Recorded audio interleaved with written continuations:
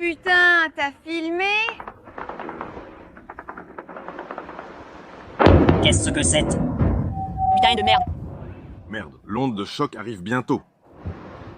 Tu te fous de moi. Regarde, c'est dingue. Partir? Ouais, ça va. Ne sois pas timide. Putain, c'est ouf. Là-bas, c'est le feu. Putain. Putain, c'est incroyable, bordel. C'était une sanction ukrainienne contre une raffinerie de pétrole russe. Et laissez-moi vous dire une chose, ces sanctions fonctionnent. Vous voyez, la semaine dernière seulement, le gouvernement russe a annoncé une interdiction d'exportation d'essence à cause des pénuries. Oui, vous avez bien entendu. La Russie, un pays qu'on surnomme une station-service, est maintenant à court d'essence, donc ils doivent interdire les exportations. C'est exactement pour cette raison que l'Ukraine profite pleinement de la situation. Et, au cours des 2 dernières semaines, l'Ukraine a constamment, chaque nuit, attaqué les raffineries russes, les dépôts de pétrole russes et les usines d'armement russes. En fait, la nuit dernière en particulier a été l'une des pires que la Russie ait jamais connues. On se frappe dans plusieurs villes. Des aéroports ont été fermés, des usines détruites et des raffineries incendiées. Voyons exactement ce que l'Ukraine a fait la nuit dernière, comment les citoyens russes réagissent et pourquoi Poutine arrête maintenant des citoyens russes. Commençons par quelques extraits de l'attaque de la nuit dernière. Ici, dans le premier extrait, vous pouvez voir une raffinerie à Sotchi complètement engloutie par les flammes.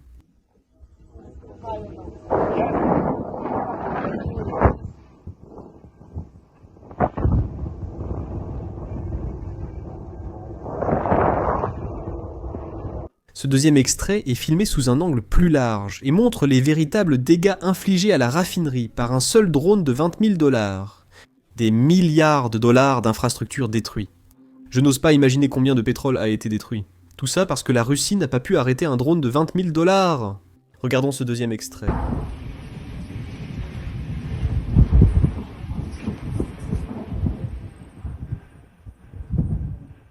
Comme l'a dit un jour le président Trump, pour gagner une guerre, il faut 3 choses. De l'argent et encore de l'argent. Chaque guerre est une guerre économique. Et ce genre de frappe porte un coup dévastateur à l'économie russe. Maintenant, comme beaucoup d'entre vous le savent déjà, la Russie n'a vraiment aucune grande entreprise internationale qui puisse aider son économie. Il manque d'innovation. Une entreprise fondée en Russie qui me vient à l'esprit est Telegram. Mais le fondateur a été forcé de quitter la Russie parce qu'il ne voulait pas donner les données personnelles des manifestants ukrainiens, en 2014. Vous voyez, on ne peut pas vraiment avoir un secteur technologique prospère ou une économie quelconque quand on traite ses fondateurs de cette façon. Eh bien, devinez quoi? La Russie n'avait qu'un seul atout, et c'était son secteur énergétique. Comme l'a dit un jour le sénateur McCain, la Russie est une station-service dirigée par un État mafieux, qui se fait passer pour une nation. Il semble que même le secteur énergétique commence à rencontrer des difficultés. La semaine dernière seulement, la Russie a annoncé une interdiction d'exportation d'essence pour 1 mois, voire 2 mois. La Russie fait cela pour faire face à la flambée des prix intérieurs et à la forte demande saisonnière. Pour l'instant, cette interdiction est en vigueur jusqu'à la fin août, mais elle pourrait être prolongée jusqu'en septembre. Ce qui rend cette annonce encore plus accablante, c'est le fait que le gouvernement a publiquement admis qu'il devait agir ainsi, à cause des retards dans les réparations des raffineries et des conséquences des sanctions européennes. Ces 2 événements ont entraîné une hausse des prix du pétrole russe sur le marché intérieur, et le gouvernement veut obliger les producteurs et les commerçants à cesser d'exporter du pétrole à l'étranger afin d'alléger les prix sur le marché national. Je suis sûr que je recevrai des commentaires à ce sujet ci-dessous, donc je préfère anticiper. L'interdiction concerne spécifiquement l'essence. L'économie russe est alimentée par l'exportation de pétrole brut, plus précisément par son exportation vers la Chine, qui achète environ 47% des exportations russes, et vers l'Inde, qui en achète environ 38%. Ces exportations de pétrole brut vont bien sûr se poursuivre, étant donné que ces 2 pays continueront d'accepter les livraisons de pétrole. Comme vous allez bientôt l'apprendre, cela pourrait ne pas être le cas, à cause des sanctions secondaires. En fait, au cours des 3 derniers jours, de nombreux pétroliers russes attendent simplement au large des côtes indiennes, parce que les entreprises indiennes ne veulent pas risquer de se retrouver du mauvais côté des sanctions secondaires que le président Trump a annoncées. Donc, ils disent essentiellement à tous ces pétroliers russes « Eh, nous ne voulons pas de votre pétrole, alors repartez ». Mais ces pétroliers ne savent pas où aller. alors il reste simplement au large des côtes indiennes.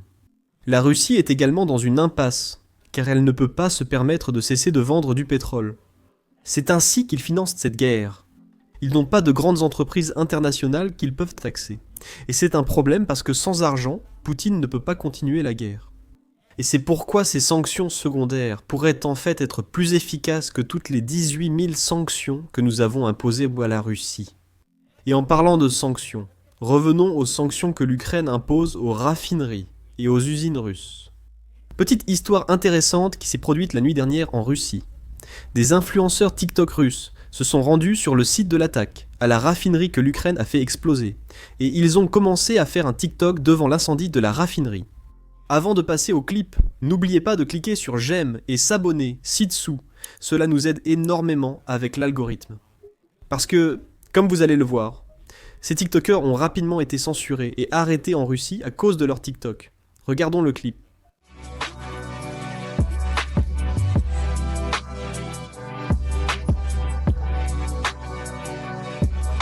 Sous-titres réalisés par Dima Torzok. Eh bien, peu de temps après la publication du TikTok, ces photos ont été arrêtées, et nous avons également appris qu'elles étaient mineures. Mais selon les autorités russes, il semble que ces filles avaient été arrêtées pour vandalisme. Je viens d'apprendre que filmer la chute de la Russie est considéré comme une forme de vandalisme. Tout cela s'est produit quelques heures seulement avant que je commence à enregistrer.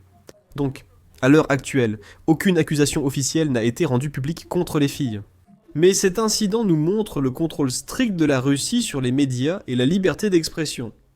Aujourd'hui même, pendant que j'enregistre ceci, Poutine a signé une nouvelle loi.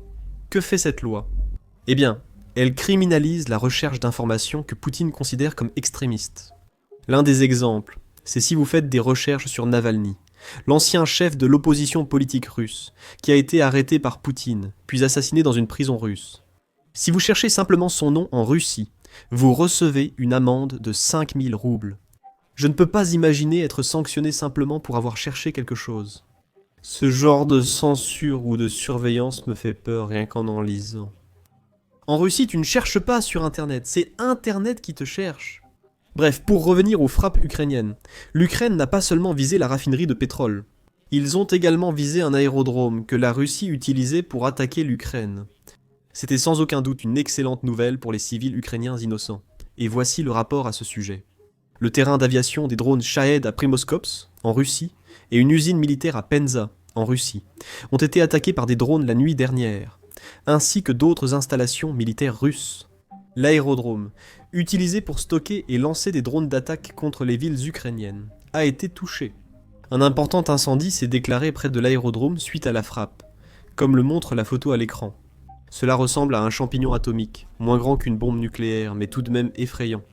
Bref, pour continuer le reportage, l'usine d'électronique de Penza, cette entreprise qui fait partie du complexe militaro-industriel russe et qui produit des équipements pour les systèmes de contrôle, l'aviation, les véhicules blindés et l'industrie spatiale, a été touchée. Des drones longue portée ont attaqué l'installation, causant des explosions et de la fumée sur le site. En fait, nous avons une séquence de ce type, examinons-la. Putain, quel énorme enfoiré.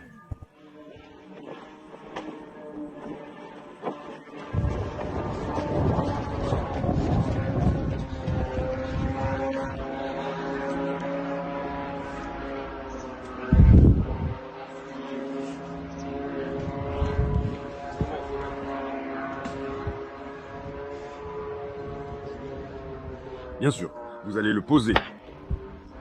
La défense contre avion, elle tire sur lui. Regarde, ça explose.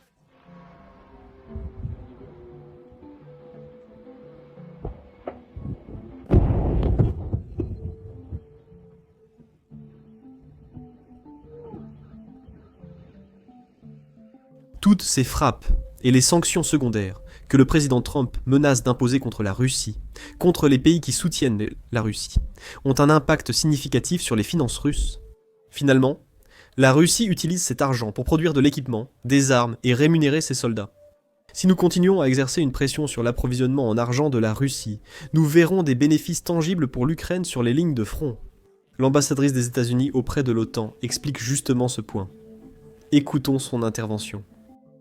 Le président Trump comprend manifestement l'effet de levier mieux que personne. Et je pense que le fait qu'il ait annoncé le 8 août sans cesser le feu, qu'il allait mettre en place vraiment ce que j'appellerais des tarifs et des sanctions dévastateurs contre la Russie. Et parce que comment finance-t-il cette guerre? Comment peuvent-ils payer une nouvelle recrue, un simple soldat dans leur armée, qui va très probablement aller au front et mourir après 2 semaines d'entraînement limité? Ils doivent leur verser 100 000 $, l'équivalent de 100 000 $ américains, pour aller à la guerre. Et vous savez, au final, Poutine doit vendre son pétrole. Il le vend à la Chine, il le vend à l'Inde, il le vend au Brésil. Et ces pays vont maintenant subir des conséquences assez importantes pour avoir fait des affaires avec la Russie. La Russie sera isolée, sans amis ni partenaires commerciaux et ne pourra plus financer cette guerre. En somme, notre besoin principal est... Maintenant, la Russie a répondu à cela comme elle l'a toujours fait, en agitant la menace nucléaire. La Russie s'oppose à l'envoi de chars à l'Ukraine depuis le début de l'invasion, menaçant de représailles si cette décision était prise. Nous avons des armes nucléaires. Quand nous avons parlé d'envoyer des avions d'attaque à l'Ukraine, la Russie a dit « Eh, ne faites pas ça, nous avons des armes nucléaires ». Lorsque nous avons évoqué l'envoi d'armes supplémentaires pour aider l'Ukraine à repousser les Russes, la Russie nous a mis en garde de ne pas le faire. Nous avons des armes nucléaires. En fin de compte, chacun sait que la Russie n'emploiera pas d'armes nucléaires, mais leur but est d'effrayer les citoyens américains et occidentaux pour que les politiciens perdent le soutien populaire envers l'Ukraine. Le sabre Ratling nucléaire russe a pour but d'intimider, car la Russie ne souhaite pas réellement utiliser ses armes. En vérité, la Russie ne peut pas employer d'armes nucléaires, car Xi Jinping a établi une limite. Elle perdrait le soutien de la Chine si une telle arme était utilisée. Mais Vladimir Poutine comprend qu'il peut simplement utiliser la menace nucléaire pour diffuser de la propagande parmi le public américain, et ainsi atteindre le même objectif. Ryan Macbeth a parfaitement expliqué cela dans l'une de ses vidéos, et il l'a en fait expliqué bien mieux que je ne pourrais jamais le faire. Si la Russie veut que les États-Unis arrêtent d'envoyer des armes à l'Ukraine, elle peut y parvenir de 2 manières. Tout d'abord, ils peuvent attaquer les États-Unis et détruire nos usines. Ce serait une grande escalade, mais cela atteindrait l'objectif de Poutine, à savoir que les États-Unis cessent de soutenir l'Ukraine.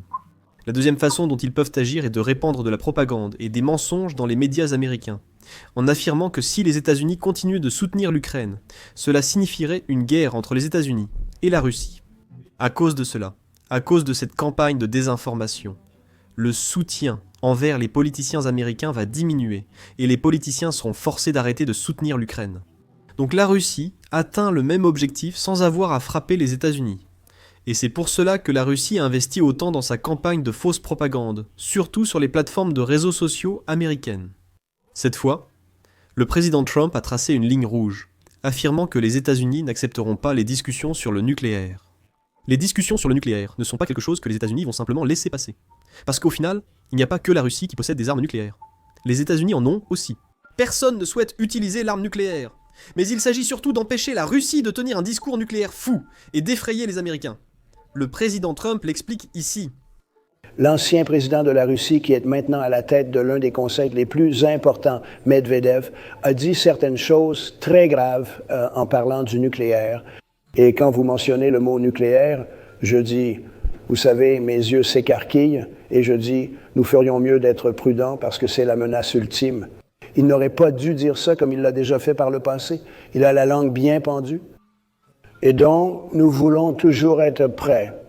Et donc, j'ai envoyé 2 sous-marins nucléaires dans la région. Je veux simplement m'assurer que ces paroles ne sont que des paroles et rien de plus.